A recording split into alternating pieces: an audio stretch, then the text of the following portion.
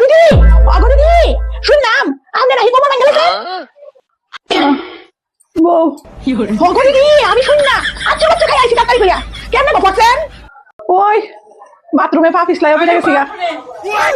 হয় গো সেদিন আমার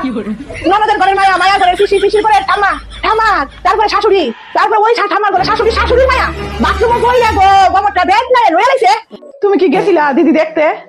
না না না না আমি গেছি না দেখলাম আমি আন্দাজ করছি আর কি যেহেতু বাথরুমে বসছে তো ফলে তো কোমর ভাঙবই আর ভাঙলে তো বেদনা করবো ঠিক নি এটা আন্দাজ করছি আর কি ও আচ্ছা কালকা রবিবার তো কালকা আমি আর আমার জামাই দুইজনে মিলিয়া সিনেমা দেখতাম যাবো আবে সালে আপনি না কবর ভেঙে গেলেছেন কেমনে সিনেমা দেখতেন আমার চাইবেন সিনেমা দেখতে দেবো এখন দিদি আজকাল আমরা বাড়ি করবো কেন না না দিদি আজকাল আমরা করতে পারতাম না সিনেমা দেখতে গেলে খাইয়া মুবাব দাসি আরে আমার গো কই লাভ নাই আমার ছোট দা তার পিসাত্ত বোনের করে ননদের মায়া মায়া করে জি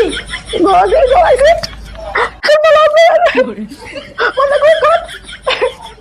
তারপর এখান থেকে চাইবেন না ধাক্কা মারে করতে বের দেবো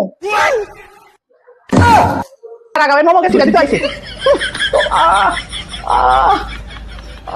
আজকাল আর বালার যুগ নাই গো বাবার লিখে আমি খুব হলে যাচ্ছিলাম আমার বাবা করলেও না খারাপ